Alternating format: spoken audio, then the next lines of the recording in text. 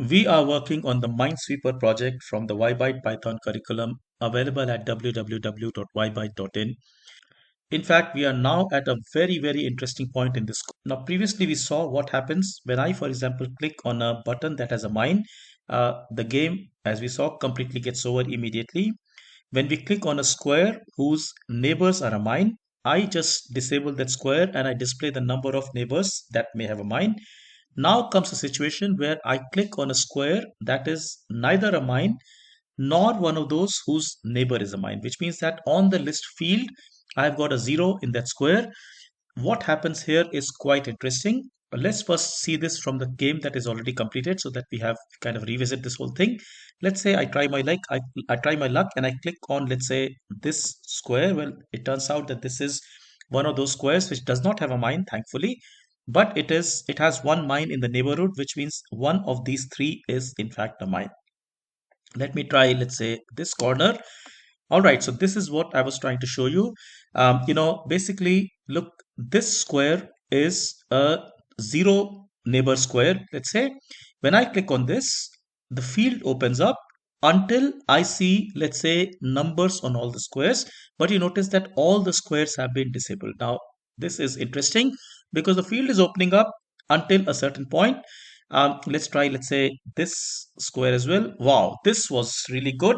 You saw that the entire field almost opened up, but at all, like, in all the, let's say, edges now of this opened up field, first of all, you notice that all the squares have been disabled.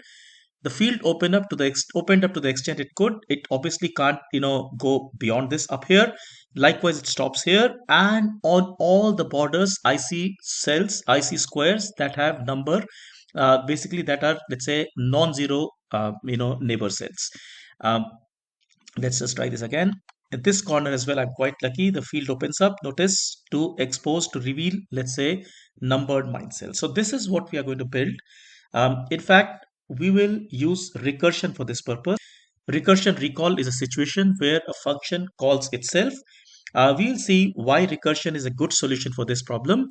Uh, Starting in a very step-by-step manner, building up the whole situation, building up the whole case, let's say, from ground up.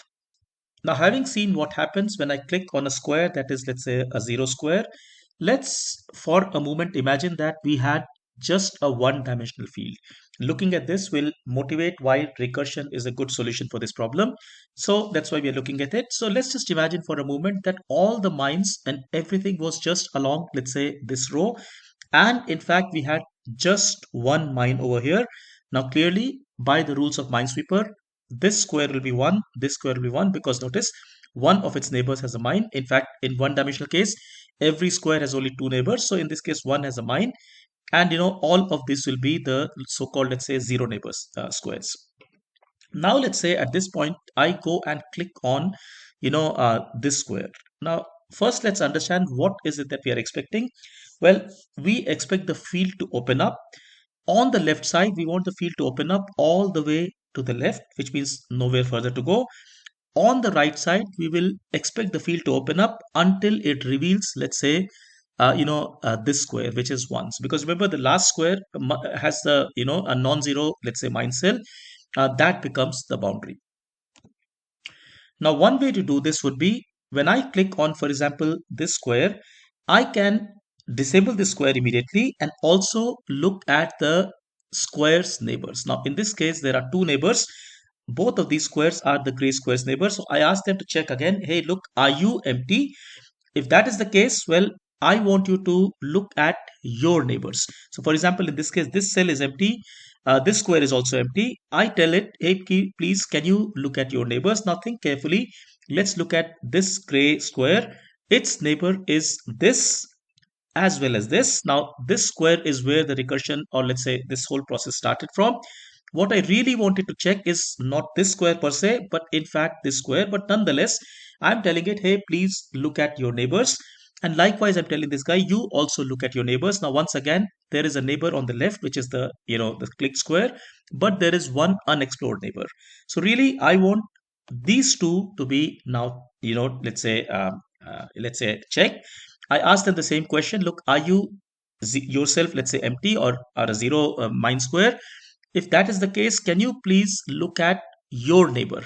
Now, if I look at, let's say, this particular, let's say, square, clearly its neighbor is one of those squares which has been checked before, so I don't really need to check it. However, I do need to check for this square, and since this is a one, I would want to open this up but stop going further. On the left side, in fact, i'm I have this square has only one neighbor because there's nowhere to go, and that has already been checked. So in fact, I just need to disable the square, and that will open up the entire field.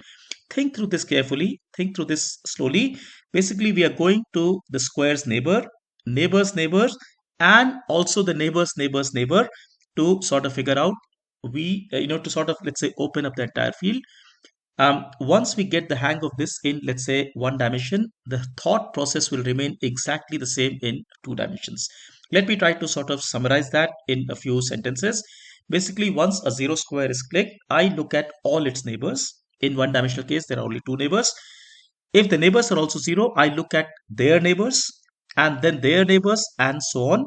But if any of the neighbors is, let's say, non-zero, I display the number and I tell myself, look, there is no need to look further. Clearly, we see that there is a recursive pattern appearing here. A zero square searches through its neighbors, the neighbor looks through its own neighbors, and so on and so forth. We also see the conditions where this recursion stops, because remember, every recursion must be prevented from becoming an infinite loop. The conditions where it stops is, well, look, once all the neighbors have been checked, either that, or I find that one of the neighbors has got, let's say, let's say a non-zero value there. We'll see this in a moment. But now first, let's just create an outline structure for this function. Basically, I'm going to define a function called open up. I'm going to pass to that the row and column index of the let's say the cell of the square. I am going to say, okay, please find your neighbors. I already have a function for this purpose. And in these neighbors, I'm going to again call this same function. Remember the recursive structure? But obviously, there's a food for thought for you. Does this code have a base case? Will this code ever stop? In fact, the answer is no. However, we will just put this much, in our program now. We will not run it, because next video we'll come back and see how we can make this robust, make this solid, by also adding the base cases where the recursion actually stops. So I get back to my code over here. Remember, the click on function has, if elif right now. Basically, if it's a mine, I do this. If it's a non-zero, let's say neighbor square, I do that. Finally, I have an else, which is a situation where I have a zero, say zero neighbor square. Now in this case, I just go and call a function. Let's say I call it open. So let's just call it, say, open up, and I pass it, let's say, R and C. Now right now, open up is not complete, but nonetheless we will define it. Let's say I'll define it maybe over here. I just go and say, well, def open, say open up, say R and C. So I just go and say, well, look for this square which is at location R and C respectively. Go and find its neighbors. So I just go and say NN is, let's say, find neighbors. Let's say RC. And then for all neighbors in neighbors, so I just say for NEIGHGHBOR in, let's say, NN. I guess for neighbors in NN, I just go and call this function once again. But obviously, this is not entirely complete. This is clearly not complete. In fact, I just call it, let's say, neighbors 0 and neighbors 1. Now recall, the function nn, the find neighbors function returns us a list of tuples, and hence I must call this for the row index and for the column index. So this is really like an outline. There's no base case added yet. That's why I will not run this, because this will lead to an infinite recursion time, which is an error clearly, right? But clearly you see a recursive pattern appearing here.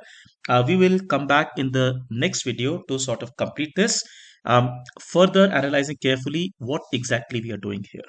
I hope you found this interesting. It is very important to think through every step of the code, so that we understand why we are doing something and how it is really working. That is how we learn Python programming at Ybyte. Look at our website www.ybyte.in for a lot of material for you to learn Python programming in a fun way. Take care. Thank you so much. Bye bye.